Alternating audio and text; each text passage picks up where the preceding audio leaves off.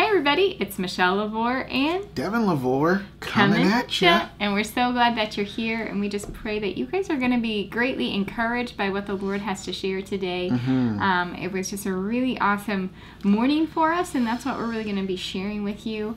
We feel like the Lord wants to share with the people right now, and so really cool. Pray that you guys are blessed today. Yeah. And also we want to just give a huge thank you to everyone who continues to give to us and supports what we're doing. It's so appreciated, and also a huge thank you to everyone who prays and just sends words of encouragement. We appreciate all of you. Some of those are like amazing. Yeah. It's like, wow. Yeah. You heard right from the Lord to send that right to us. Jeremiah 29:11 through 13. And and just we've received so much encouragement, just like especially yesterday alone. It was really awesome. Man, that's spiritual economy right there. Yes. That's spiritual gold. Yes. Because everybody needs encouragement. Yes. So huge thank you to all of you as well. And we are support based, so if you would like to give to us, you can. We have a PayPal link below, and you can just click that. Another form of encouragement. But yes. So you wanna. So our little guy, he's like sitting literally right there, because he won't take a nap today, so who knows how many edit points are going to be on this video. I feel like we're entered into that time where he's like really refusing naps, and which makes me kind of sad. Yeah, I like nap time. these things must come to pass. Yes. Right? So what I wanted to share today is just the encounter I had with the Lord that he shared with me, but then he also turned it into just a prophetic word for the church. There's a lot of stuff that we could say about the election and the things that are going on there and the things that the Lord has spoken to us about it and all of that stuff, but I think we're going to save that for our next video, for our what would that be? Act 1, Scene 30? Yeah, we'll save all that for then. Yeah. But we're just going to try to be very specific today. Yeah? Yes. Pray for me.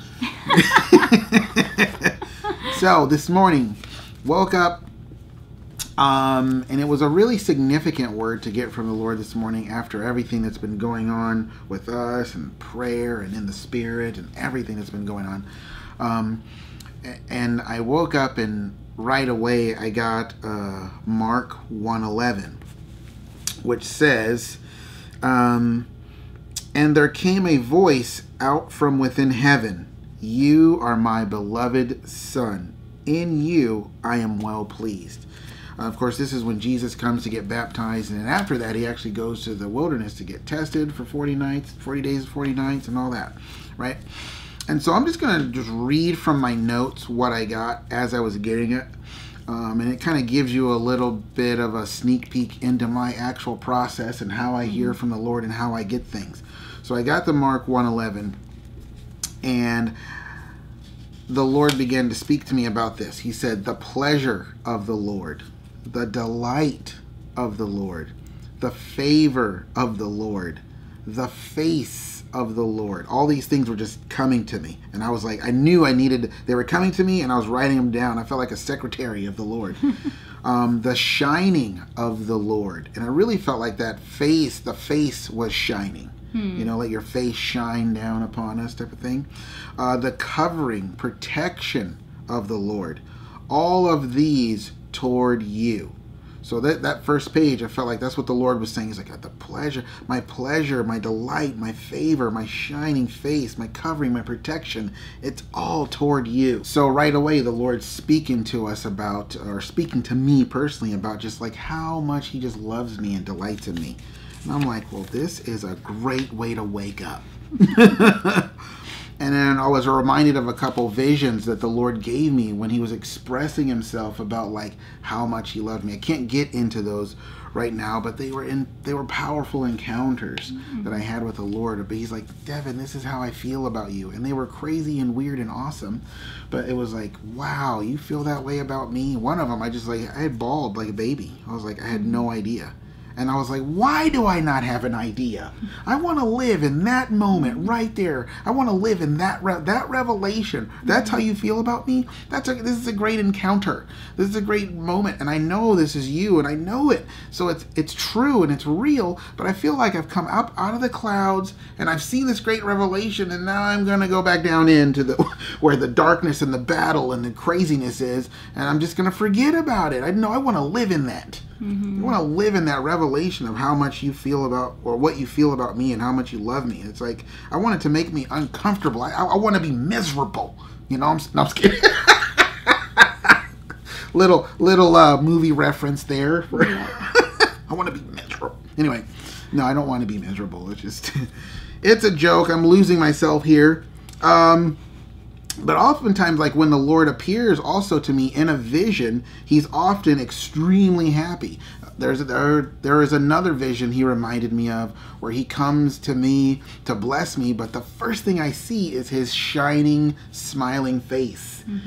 And the funny thing is, in the vision, I'm in a state of just like heaviness and woe and weariness, and just like, oh Lord, the promise is long coming, and just, oh. You know what I mean? You wouldn't think that you would be happy with a person like that, right? You would think, come on, cheer up, buck up, No, he's just coming around the corner. Devin, what's up, buddy? You know what I mean? It's just like, Lord, you're here. And he comes and he blesses me and he does really awesome things in this vision, right? So that's kind of the gist. That's the foundation of what the Lord's saying to me so far this morning. And so, moving on with my notes. God is not mad at you. On the contrary, he delights in you. Because a lot of times when we fail, or we have a perceived failure, what we think is a failure, we think, oh, well, God's mad at us, The love of the Lord is the banner under which every expression of his heart flows. Love is the head of the river of life. The double river in Ezekiel 47, the river of his spirit, which there's 7 of those if you read Revelation, but we won't get into that. And then the Lord reminded me of the number 200. And the number 200 is actually the 19th letter, I believe, of the Hebrew alphabet, and it's R-E-S-H, Resh, but it's also what they use for Rosh Hashanah. It's like, it just means the head. Like the head of the river, the head of the nation, the head of the year. It's the beginning, it's the first, right? And then I was thinking like, well, 200 is a doubling of 100. And 100 represents like the end of a thing, the completion of a thing. So it represents the last thing. But I forget what number it is. I think it's actually the 18th letter. There's the 18th and then the 19th. Then something like that. But but ultimately the number 100 means the back of the head. So it represents the end of something, the behind. So it's like the Lord, even there, he was showing me, he was like, I am the head, I'm the front, and I'm the back. I'm the beginning and the end. I'm the A and the Z. I'm the head of the river, and I'm what's at the end of the river. And I'm the river itself. You know what I mean? So it's like, so out of that heart of love, the heart of love comes from the head, which is it's like an out from the head flows everything. And so the love is what I'm trying to say. I feel like I'm stumbling over my words, but there you go. So anyway, and then the Lord gave me 3 examples. Of course, you can use Genesis all the way to Revelation as an example of the expression of God's love, but he gave me these 3 today. It was John 3:16, for God so loved the world that he gave, so that no one can perish and everyone can come into relationship with the Lord. Jeremiah 31:3, where he basically is saying, like, I'm drawing you with everlasting love. Like, my love is forever. It never fades. And in Psalm 91:9, I believe it says, because I love you. I think that's what it says, right? It says, because I love you. And that's about it. That's all it says. basically it's like, because I love you, and then the verse 10 through the rest of the psalm is saying, I'm going to do this. Yeah. Are you looking it up? Yeah. Go ahead, look it up. All right, yeah. Psalm 91:9. Well, it says, because you have made the Lord your refuge and the Most High your dwelling place. That's right. That's right. So because you have given him your heart, it's like, this is what I'm going to express my love. I'm going to show my love to you. And it even says that later on in the verse, in verse 14, because he has set his love upon me, therefore will I deliver him, and I will set him on high, and I'm going to do all these amazing things for him. Now here's the prophetic word. I'm getting all these things. Now see, these are all these things up to this point are just kind of notes just coming to me, like downloads, right? And then the Lord begins to speak, and he says, I want hearts that understand relationship with me. And he reminded me of Enoch, and it was like Enoch really understood relationship with the Lord. So he's like, I want hearts that understand relationship with me, not servitude to me. And he also reminded me of Elijah. He reminded me of Elijah and Enoch as two examples who really understood that it is about relationship, and that's it. And everything that they did, everything that they spoke, everything that came out of them came out of relationship with the Lord. You know, we love him because he first loved us. And because of the love being the first thing, the head thing, then out of that flows relationship. And then out of that relationship flows everything that Enoch and Elijah did. And so the Lord wants hearts that understand relationship with him, not servitude to me. Everyone thinks, now this is, I'm having this relational conversation. The Lord's talking to me about relationship. So here he goes, being relational. He said, everyone thinks that the ultimate expression of love for me is service to me. Not true. That's literally what he said. That's what I felt like the Lord said. He's like, not true. It's like, of course, there are things to be done continually, you know, like responsibilities and things of that nature. That's true. That's, you know, you got to be, you have to have integrity and be responsible, right? It's like, but love is best expressed in a heart that simply wants to know me, follow me, learn from me, and share their heart with me. That, all caps, that is what I want. Yes, if you love me, you'll obey me, but I said that as a matter of flow, not works or duty. It was funny because when the Lord was like, as a matter of flow, as the one writing, I'm like, am I hearing from the Lord correctly? Are you sure? Am I hearing? Are you sure you want to say that word flow as a matter of flow? And then he continued, and it's like, yes, that's what I mean. It's like, listen, it's like, if you love, you will ... And it was, I got this picture of this idea of like, you could fill up a whole piece of paper with things that you'll do if you love something, you know? And then he said, if you don't love, you will ... Fill up that page with a bunch of things that you'll do or that you won't do, you know? And so, and then he reminded me of the Deuteronomy sermon. He was like, that whole thing was about, hey, I'm setting before you life and death. This is what life looks like. This is what death looks like. Choose life. Choose to love me. Choose to be in a relationship with me. And this is what I'm going to do for you. Psalm 91:9. This is what's going to happen. This is why I brought you out here. This was my whole purpose. This is my whole plan. You know, so choose this, because if you keep choosing the other, then I can't do that. Yeah. You know? Anyway, it says so it's like you have a choice.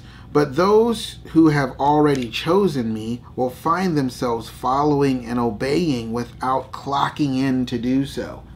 Another one of those, clocking in? It's like, yes, like you wake up in the morning and you clock in like a good little Christian, and you come to serve me. And well, what can I do for the Lord today? Lord, what do you want me to do? What do you want me to do? What do you want me to do? What do you want me to do? What do you want me to do? And God's like, no, the whole paradigm is wrong. That is not relationship. That's like, you're coming to work. Yeah. You know, and it's like, no. And it's unfortunate because, I mean, I'm 48.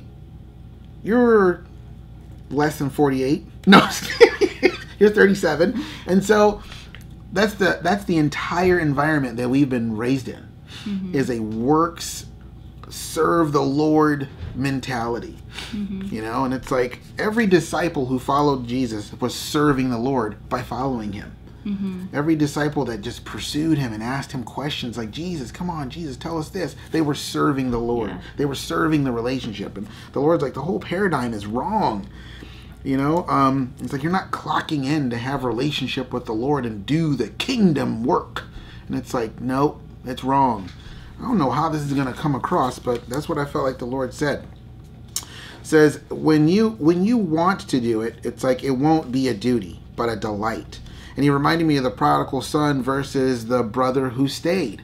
The brother who stayed, he clocked in.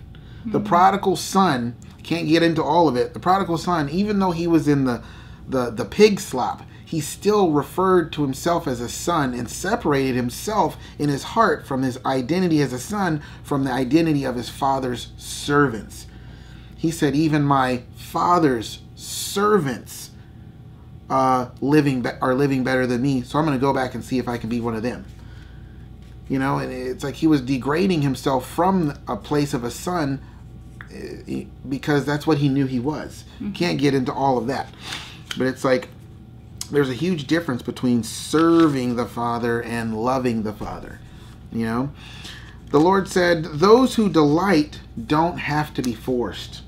Those who love want to follow and share.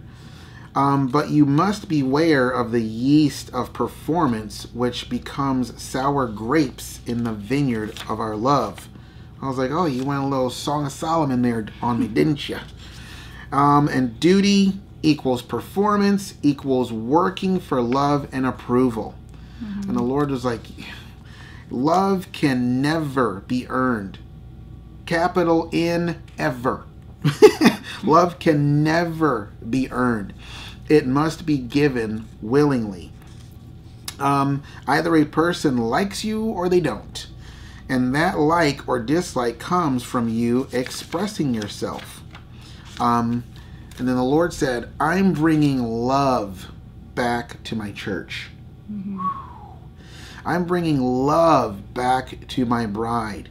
And any fertile ground where seeds of fear can still grow in the hearts of my beloved, I shall drive away and uproot. Or uproot and drive away, however you want to put that. And I will replant this seed, the one he's given me, the revelation of my delight within them, the hearts of his people, and recreate a garden of my delight. So it will be about intimate relationship with the Lord.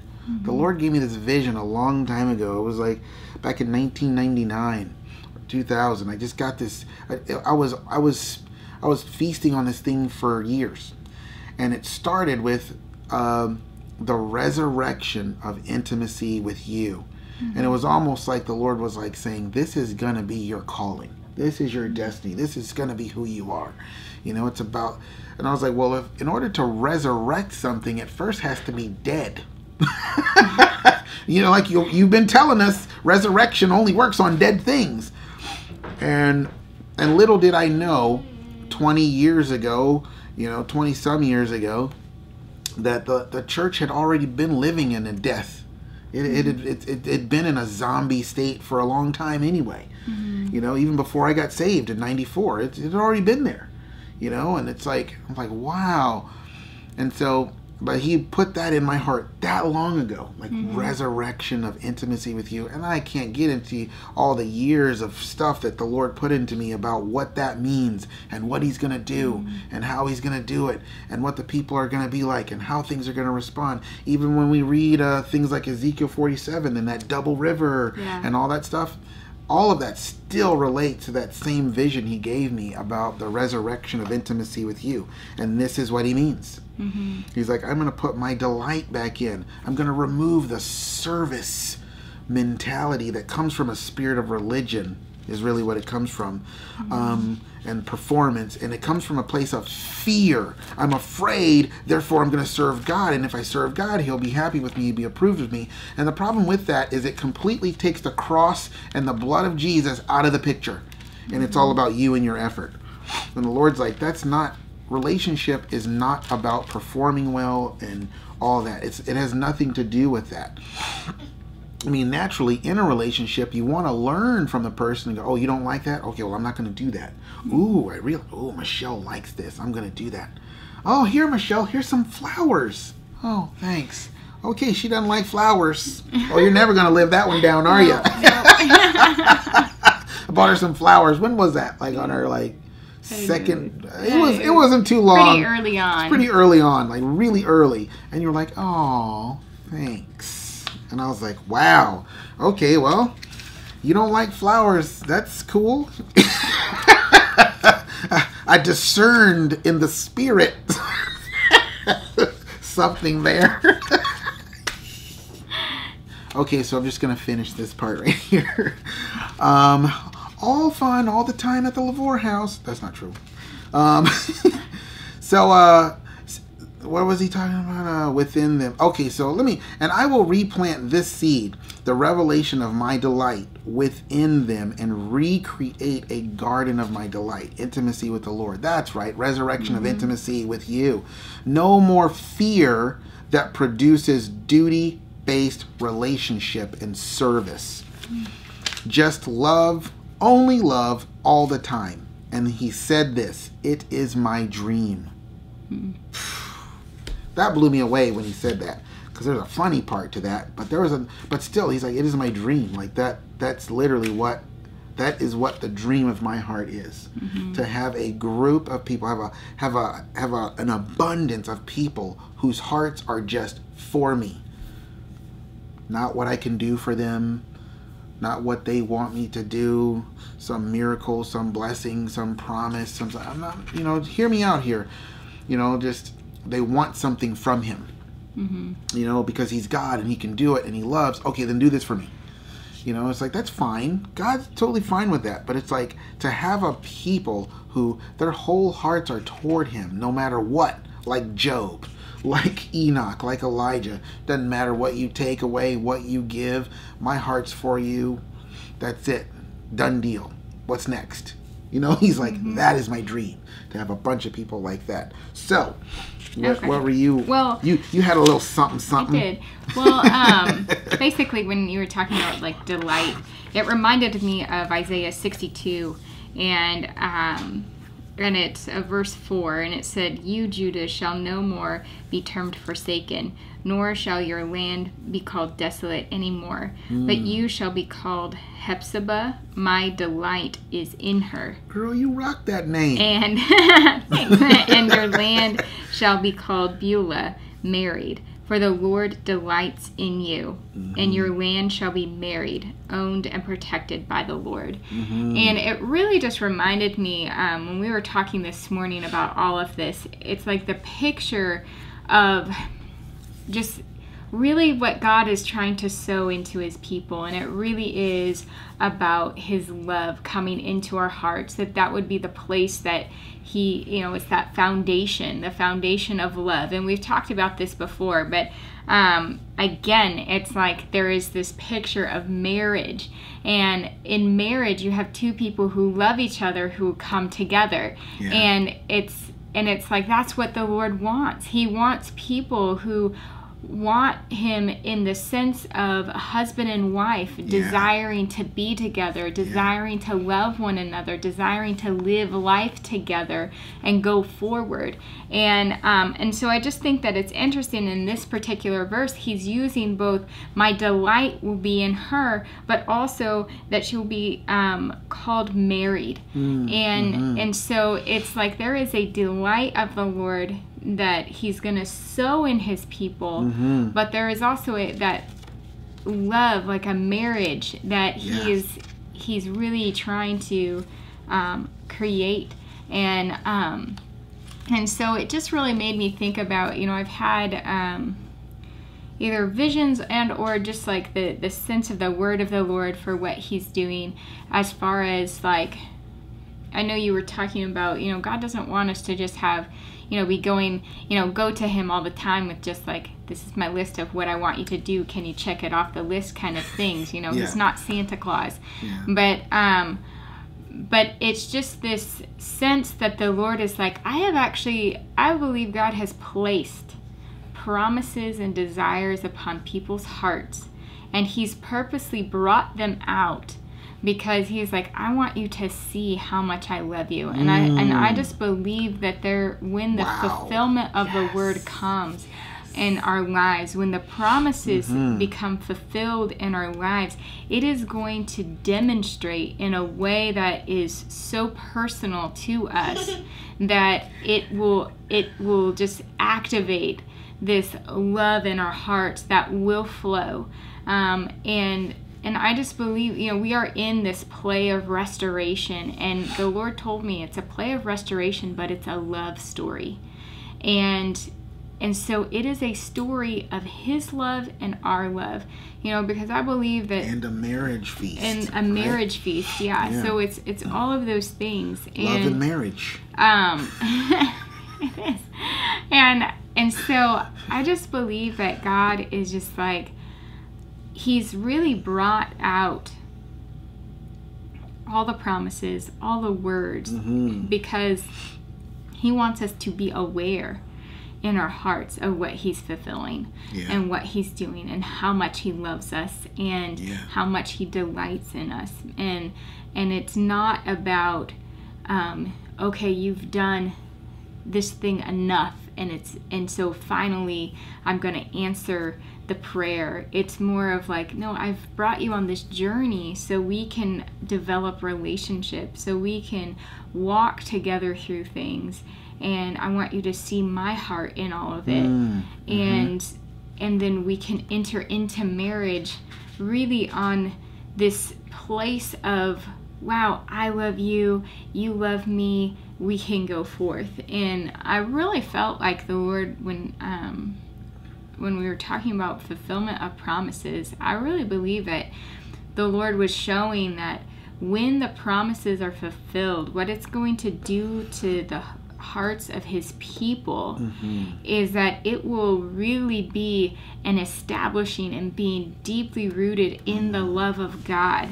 And because of that love, it really will free God's people to just fly, to just go with him. It'll break every chain. It really will break the fear. It'll break the fear off, And it will just cause people's hearts to really just be free in the Lord, free to just love him, and not, it's breaking off all of those fears, whatever can come in the way. Because so much of the service-based stuff comes from a place of fear. You're afraid, you're afraid. I mean, I can go back as really early, and it's just like I was afraid that if I was not leading people to Christ, I was really worthless in the kingdom. I was worthless to God, because that is what it's all about, leading people to Jesus. And it's like, if you have that mentality and you're successful at that, then you're going to produce a bunch of other people that think just like that. And the Lord's like, I'm not getting any relationship out of any of this. I'm getting a lot of employees. He's like, I have angels, so don't really need employees. You know what I'm saying? You know what I mean? I don't need servants. I got a lot of those. I didn't die for servants. No. I died for sons and daughters. Yeah. And so it just, I don't know, I was just seeing this morning of just the heart of God and how much he really does. He wants to fill us with his love, and in that love we will find freedom. And I think there will just be hearts that are turned to really having, I don't know, just being set free in your own relationship with the Lord. To not be afraid if you turn this way or that way, and it's like, I don't know, there can just be so much that you can get caught up in when fear is there. And so that's just kind of what fear is a catch-up. It is a net. It's a snare. Like the Bible says. And I also wanted to just share one other thing. Editing moment there. But I just wanted to share something else as well, which is going back to Mark 1:11, and And, it says, and there came a voice out from within heaven, you are my beloved son. In you I am well pleased. And I love how he's talking directly to him, not this. On the Mount of Transfiguration, it was, this is my beloved son. Because there he was talking to the Peter, disciples. James, and John. Yeah. But here he is talking to Jesus himself. And I was just asking the kids this morning, I was like, so when did the Lord share that with Jesus? Like, where was it in his life that he did it? And they were trying to, they're like, I don't know, maybe it was, at this point or that point. And I was like, well, it was basically... Well, you asked him, had he done any miracles yet? Yeah, had he done any miracles? Had he done anything supernaturally amazing? Yeah. And it was like, eventually we got to the point where it's like, no, he hadn't done any of that. The only thing we know prior to when Jesus came to get baptized is that when he was 12, he was in his father's house. And before that, he was born. And he was born, and everything that surrounds him there. Yeah. But it was just the idea that even at 12, you get a glimpse at Jesus's heart, and that was that he was in his father's house. He knew who his father was. He had a deep relationship, the kind of relationship where he's like, you're my father and I'm your son. And he's like, how would you not know that this is where I would be? Yeah, like, where else would I be? to his own parents, But it's like... Can you imagine? It's like, why are you asking me this question? Yeah. This is weird. Yeah. Don't you know? Don't you understand? It's like, wow, that's a future glimpse of Jesus right there. Because he would ask his disciples those kind of questions all the time. Like, how do you not understand this, guys? Come on. Yeah. But you get a glimpse at his heart. And so when he comes and he's baptized and then the Holy Spirit comes down on him like a dove, it wasn't because of all these great things that he had done or because he had sacrificed himself on the cross or any of that. He hadn't even gone to the 40 days and 40 nights yet, even though that's what he was getting ready to do. He hadn't done anything miraculous or sacrificial. Yeah, but it's in that moment where he's just like, the Lord is like, you're my beloved son, and it's in you that I'm well pleased. He's well pleased really just, I think, with the relationship that they have. He's pleased with him as his son. And so that's the desire of God's heart, is relationship. And that's what Jesus came to secure. Yeah.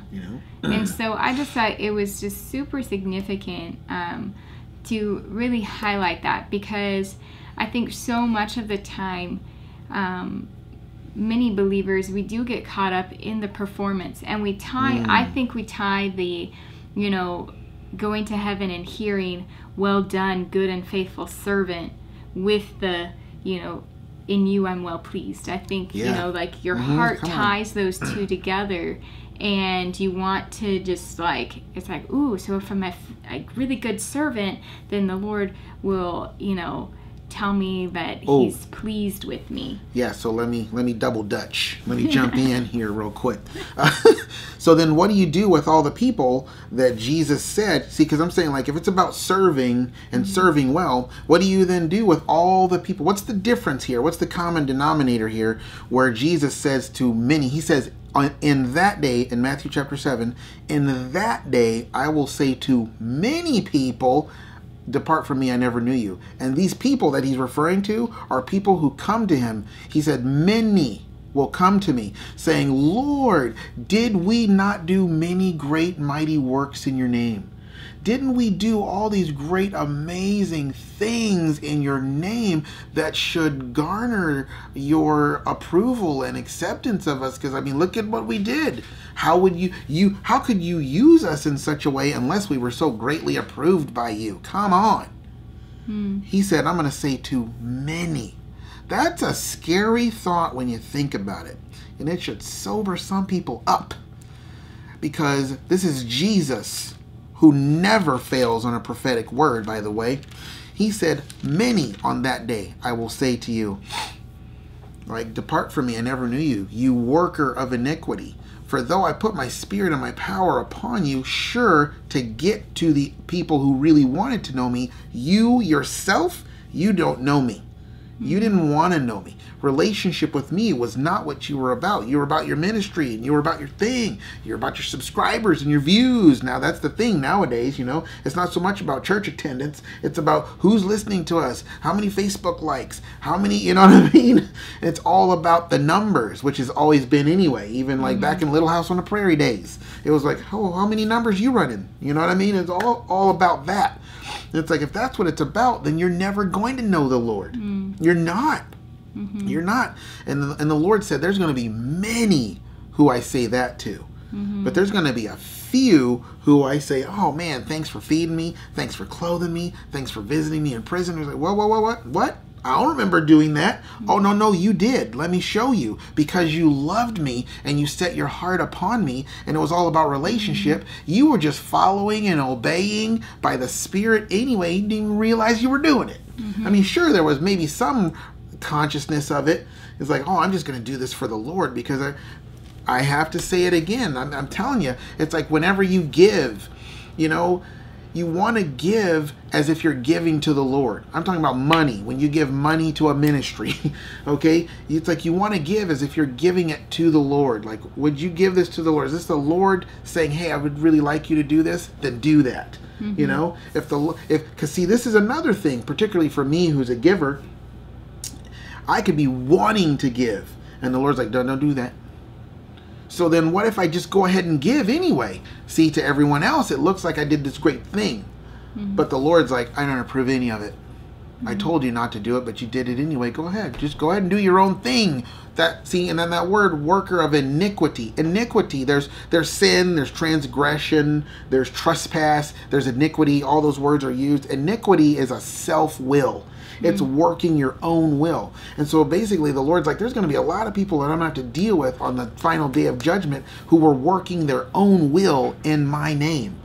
And they thought that I approved of them because I would use them to speak a prophetic word or give a word of knowledge. It's like it was all coming from me anyway. You don't deserve any of the credit. You know what I mean?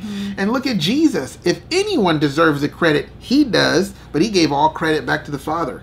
And the Spirit of the Father, It's like, well, look at the level of humility there, So it's like, what's the common denominator there? It's relationship. There are some people that he's going to be like, wow, you did all these great works, get away from me. You know what I mean? And here's Jesus, who hadn't done any great works yet. He's like, oh, I love you. You're amazing. Why? It was about relationship. Yeah, and that actually, of course, that also reminds me of, 1 Corinthians chapter 13. It's the love chapter. But it's like those the first 4 verses, they're addressing, like, basically... like works of power. The works and all of that power, stuff. Yeah. The works of all this greatness. But if you don't have love, you have nothing. And that's basically what's happening here in Matthew 7. And it starts in verse 22, what you were just talking about. Okay. That many will say to me, like, I've done all these things in your name. And he'll be like, I never knew you. Should we read it? Sure. Many will say to me on that day, Lord, Lord, have we not prophesied in your name? Now see, that's right there, Lord, Lord. They're saying it twice. They're advertising what he was not. Anytime you got to over-advertise, that means you're literally advertising the thing that you're not. Oh, I'm just so passionate for the Lord. Ooh, probably not in real life. But anyway, Lord, Lord. Because if he's saying you worker of iniquity, he's basically saying I was not your Lord, Lord. You know what I mean? So, Lord, Lord, have we not prophesied in your name and driven out demons in your name and done many, not a few, many mighty works in your name? And then I will say to them openly, publicly, in front of everybody, I never knew you. Depart from me, you who act wickedly, disregarding my commands. That's the amplified version, thank you. But somewhere in there it says iniquity in another version, in the original language. But I just thought, I was also reminded of, so here, and actually both 1 Corinthians 13 and here is talking about all these great, mighty works and all this, like, awesome things. But there's also where Jesus, when he sends out the 70, and they go and they perform all of this miraculous things, they go out, they're healing the sick, they're casting out demons, and they come back and they're just rejoicing, and it's like, they're amazed. Look at what even the demons are like subject to us. And Jesus says to them in that moment, he's like, don't rejoice over the fact that you have this the spirit, the power to cast out demons, but rejoice that your names are written in the book of life. And so it's like, whoa, like, why would you say that, Lord? Why rejoice over just your name being written in the book of life? And because that's found in Revelation, where the Lord is talking about, if your name isn't written in the book, you're going to be cast out of heaven. And so it's like the end result is you're not going to be with the Lord. And I really feel it's about relationship again. He's like, celebrate in the relationship. You know? You're stealing my thunder. Oh no! So let's rewind. No, I'm just kidding. But because it made me think about a guest list. Oh. And usually, like, if you're doing a wedding or you're doing any sort of celebration or a party or something, you create a guest list. And on that guest list, you're going to invite people, usually, that They're people you have relationship with in some form or fashion. Now, yes, I get, a lot of times, even at weddings, you can have people that are, like, you got your plus distant, ones. You have people maybe you don't really like fully know, but let's just say you are having a wedding where you want to make sure every guest that is coming in that door, because it is a celebration and it's super special. Yeah. Well, you're gonna write people's names down that you have relationship with. And it's like the names that are written in the book of life are names that it's like, I have relationship with these people. Yeah. They have my heart. They love me. I love them. Yes, they can enter in. They're my peoples. Yeah. And my delight is in them. And they are married to me. Their hearts are for me. Their whole everything that they have is to just come after me, to sit at my feet and learn from me, to because that's also a great example with the Martha and Mary. And Jesus was basically saying there, it's like, Martha was like, come on, like, there's work that needs to be done. And Jesus said Mary had chosen what was better, and that was to sit at his feet and to learn of him. In that moment, it was like, this is the best thing that you can do for your heart. And so just with, like, Mary in that moment, it was just like, yes, it is about relationship, and that's really what it's always about, and I think that's just, it really is the heart of the Father. He's like, I want relationship, and that means love. Yeah. And that means loving one another, and it really is, you have to have both loving. Us loving the Lord, our Father, and then of course the Father is always extending his love towards us. Yeah. It's unending. And just like that really is, what he wants to build everything off of. He's like, I want this foundation. The foundation is that it's built upon my love. Because when we are in a place of love, it casts out all fear. And then God's like, I can build off of that. Because then my people aren't going to be afraid with what I'm speaking or saying or doing. And I can actually build what I want to build. And it's really me, he has the lead and we're following. Versus, like, if there is fear, we can start putting up, if you're building a house, but maybe there's fear and you start building these brick walls, and it's like, they're not supposed to be there. That wasn't the idea. And then over here you start, tearing something down, or it's like, it becomes a mess. And it's like, but if you're, perfect love casts out all fear. And when we have no fear, then God's like, okay, I can trust, and I know that when I speak, you're going to move. in the direction of my spirit. Yeah. And you're going to declare what my spirit is declaring, and you're not going to be afraid if it looks different than even what you thought it should look like. I know that you're just going to go forward with it, and it really allows the Lord the freedom to build his people and what he's doing on the earth in ways that he really has not been able to do. Yeah. Because of fear, because of, I think, really just not understanding his heart of love, and really just coming, being stuck really in the place of servant.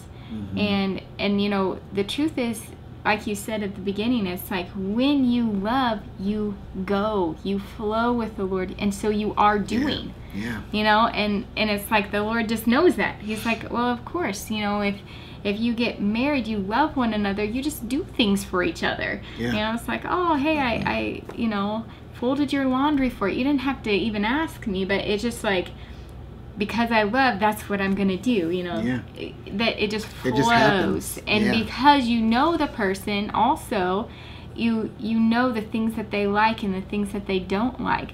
Even with children, that's a great example. I know one of my sons, he loves peanut butter on his chicken nuggets. I don't know why, but he loves it. And so it's fun, like sometimes. That's a first for me. We surprise him. It's like, hey, look, you've got peanut butter to dip your chicken nuggets in. And it's just like, yes! This is amazing. He loves it. He's just like, this is awesome. And so it's like, because of that, there's an outflow.